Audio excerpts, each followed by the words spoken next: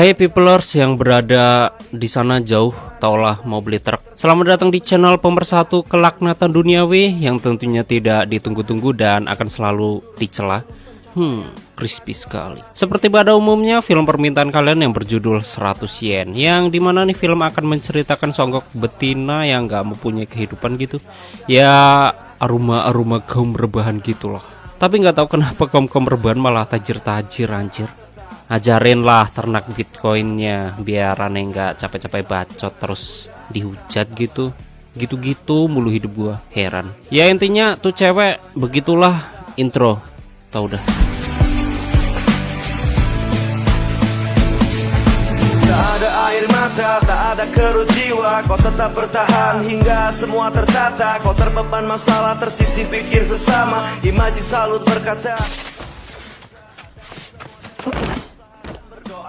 Selamat datang di channel Zura Poltin dan selamat menonton. Story diawali oleh seorang betina yang bernama Ichiko Saito. Ia merupakan anak yang pendiam, tidak bekerja dan dia masih bangga menjadi beban keluarga. Ichiko sedang bermain game dengan keponakannya yang bernama Taro. Di sini Taro kalah terus main game dengan Ichiko. Tak berselang lama, saudaranya yang bernama Fumiko menghampiri mereka dan menyuruh Taro beristirahat. Setelah itu Ichiko menghampiri ibunya yang bernama Ikeuchi. Ikeuchi mengingatkan Ichiko agar tidak makan terlalu larut dan menyuruhnya untuk membantu ibu menjaga warteg. Lalu Ikeuchi selalu membandingkannya dengan Fumiko, bahwa Fumiko anak yang lebih baik dibanding dirinya.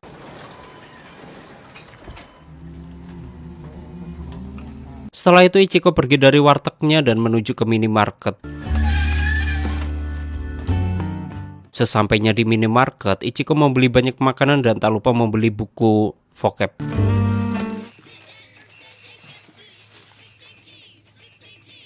Ketika Ichiko mau pulang ke rumah, dia melihat cowok sedang berlatih tinju. Kemudian cowok tersebut istirahat dan keluar. Dia melihat Ichiko yang dari tadi memperhatikannya. Akibat hal itu, Ichiko pun langsung melipir. Keesokan harinya, Momski dan Fumiko menghampiri Taro dan menyuruh membangunkan Ichiko.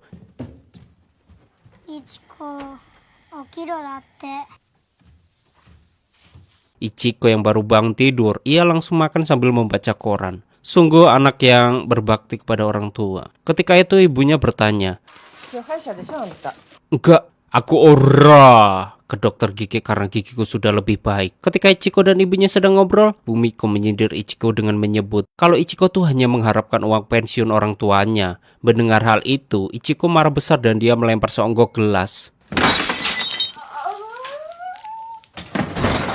Lalu terjadilah perbentrokan duniawi antara Ichiko dan Fumiko. Sedangkan ayahnya yang bernama Takao, dia hanya diam saja dan akhirnya Ikeuchi yang menghentikan pertengkaran tersebut. Dan kocaknya, Ichiko pergi dengan rasa tak bersalah. Sebelum pergi meninggalkan rumah, Ikeuchi berkata,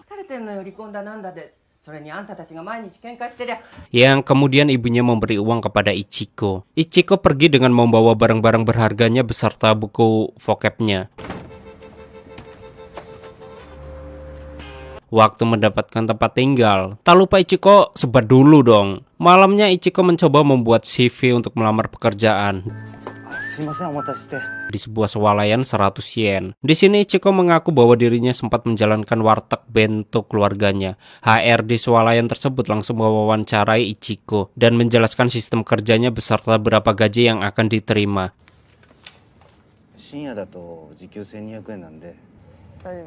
Keesokan harinya, Ichiko ingin berangkat kerja. Ia kembali melihat si pria tampan berlatih tinju. Dan seperti biasa, ketika pria itu beristirahat, Ichiko langsung melipir. Yang ternyata, Ichiko bekerja di bagian kasir minimarket tersebut. Ichiko dipandu seniornya bagaimana cara kerja yang baik dan benar. Tak berselang lama, datanglah Noma yaitu si duda cabul untuk mengajari bagaimana cara bekerja yang benar. Dan tak lupa menggoda Ichiko tentunya. Ya, maklum aja namanya juga duda. Kemudian Noma mengajak Ichiko untuk menata jajanan di supermarket. Ichiko yang lagi ngudut, ia melihat seekor maling. Namun kocaknya malah ngobrol dan dibiarkan pergi gitu saja. Sangat pintar sekali Ichiko ini. Aduh, ibunya pasti bangga. Keesokan harinya, Noma memberitahu bahwa kasir sebelumnya dipecat karena mencuri uang kasir. Di sini Ichiko bertemu seorang pria yang bernama Yuji Kano yang memiliki karakter pendiam mirip dengan Ichiko. Yuji adalah petinju yang membuat Ichiko jatuh cinta.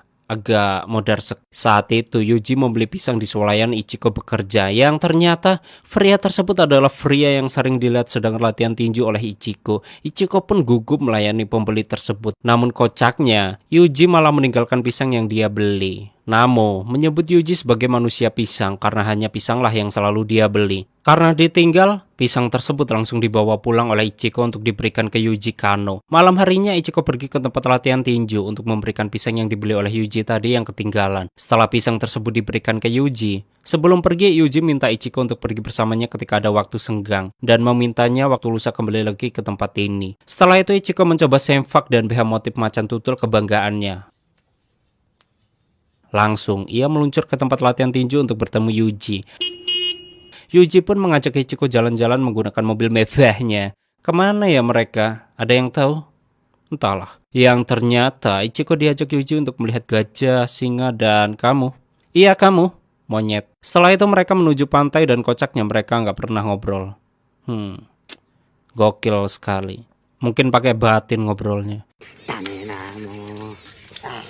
Keesokannya Ichiko kembali bekerja dan pada saat istirahat bersama temannya, seorang perempuan tua mengambil makanan di gudang tempat Ichiko istirahat. Yang ternyata wanita itu adalah kasir yang dipecat akibat mencuri uang di kasir.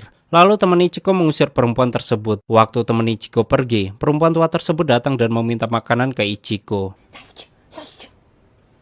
Langsung deh Ichiko memberikan makanan tersebut. Dan setelah selesai istirahat, Ichiko langsung kembali bekerja lagi. Noma mencoba merayu Ichiko untuk berkencan dengannya. Tapi Ichiko mengabaikannya dan tetap bekerja tanpa memperdulikan Noma. Sakit, tapi tidak berdarah. Tiba-tiba Yuji muncul membawa pisang yang ingin dia beli. Namun Yuji tak membawa uang dan membayar dengan kupon pertandingan tinju. Akibat hal itu, Ichiko dan Noma pun menonton pertandingan tinju tersebut. Dan ternyata, Yuji lah yang bertanding. Seketika Ichiko tercengang melihatnya.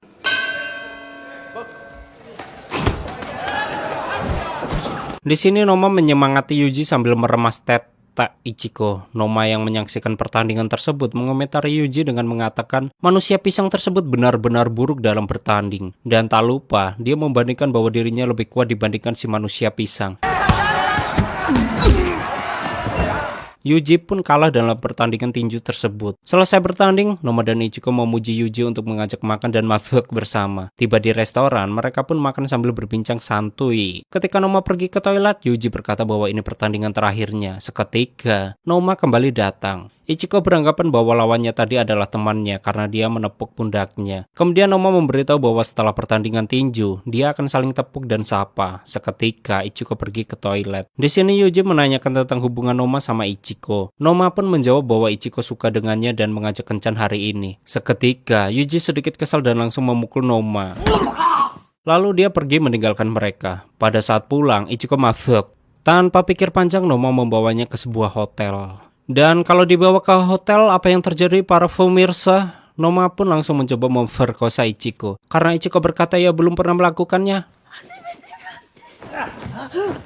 Noma pun semakin bersemangat untuk melakukan perkimpoian duniawi dengan Ichiko.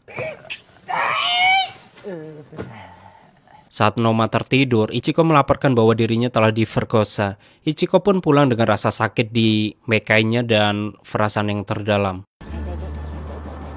Tapi emang iya ya, kalau baru pertama pasti sakit. Soalnya aku tuh masih poyos gitu. Ketika di supermarket, Sada bertanya kepada Ichiko.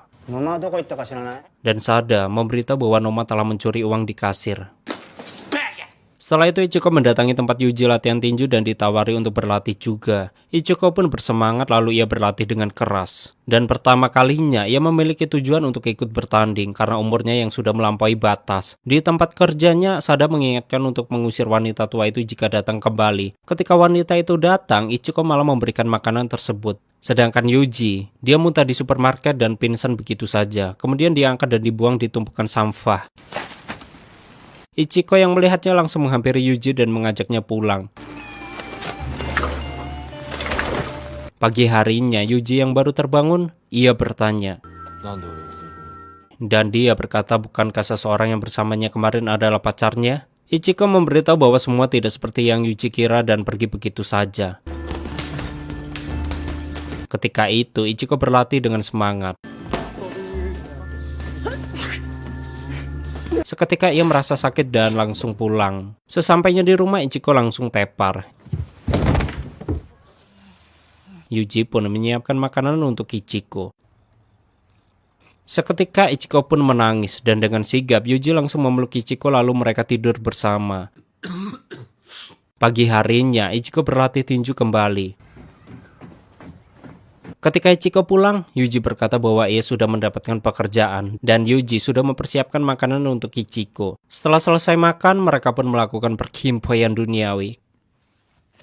Keesokan harinya Yuji berpamitan untuk kerja, yang ternyata Yuji bekerja menjadi penjual tahu keliling bersama gadis cantik nan Celita. Setelah pulang Yuji langsung makan dan ketika Ichiko menghampirinya Yuji langsung pergi. Dasar laki-laki laknat.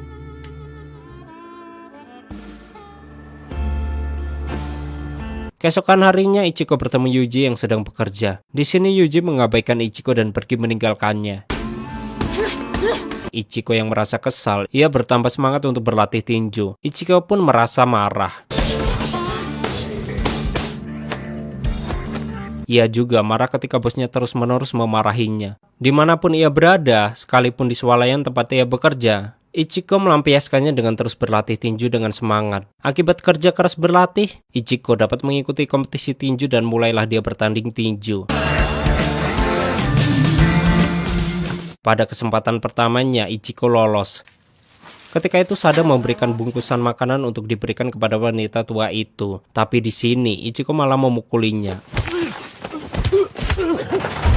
Akibat hal itu, Ichiko dipecat. Ketika Ichiko keluar dari swalayan tersebut, tiba-tiba wanita tua itu datang ke swalayan untuk merampok swalayan tersebut. Dia menggunakan pisau untuk merampok dan meminta semua uang yang ada di kasir tersebut. Namun anehnya, Ichiko malah membiarkannya. Selesai merampok, wanita tua tersebut memberikan koin kepada Ichiko dan mengucapkan terima kasih. Lalu wanita tua tersebut meninggalkan Ichiko. Keesokan harinya pada saat Ichiko latihan tinju, sesekali Yuji yang sedang berjualan tahu dia memperhatikan Ichiko yang begitu semangat berlatih tinju.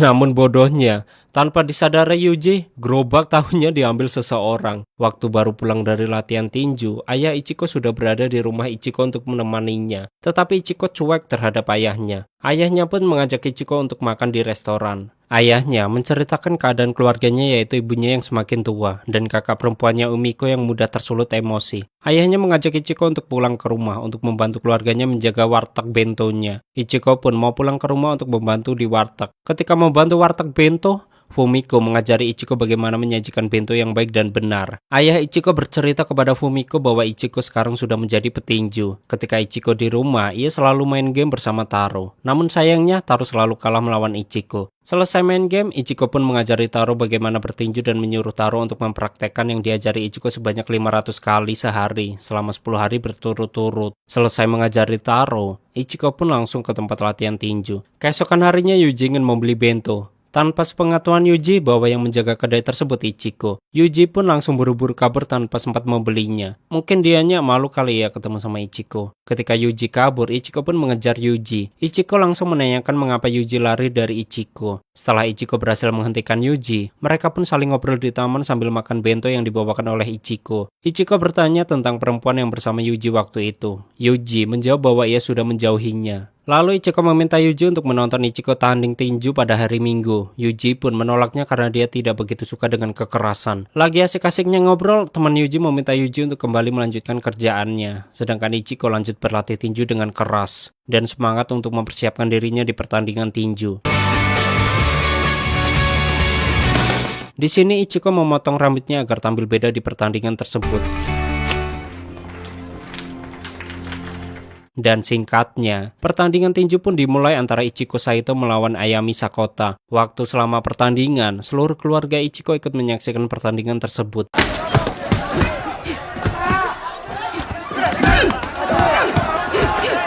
Dan di pertengahan pertandingan yang begitu sengit, Ichiko mengalami babak belur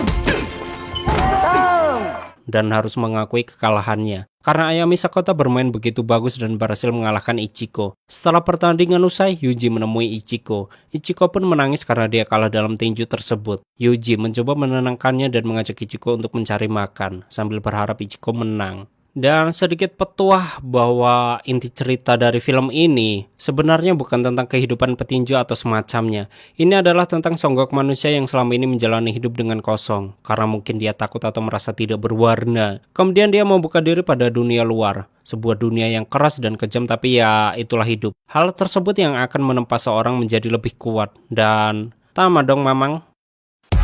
Goblok anjing, ini bapak-bapak kain ngebut badut. Oke, seperti itulah story film 100 yen. Dan bagi kalian yang filmnya ingin diceritakan, silahkan tulis di komentar. Terima kasih udah nyimak videonya. Terus support channel ini dengan berbagai cara yang kalian bisa. And stay on this my channel. Jangan kemana-mana, sampai ketemu lagi di video selanjutnya. Bye bye.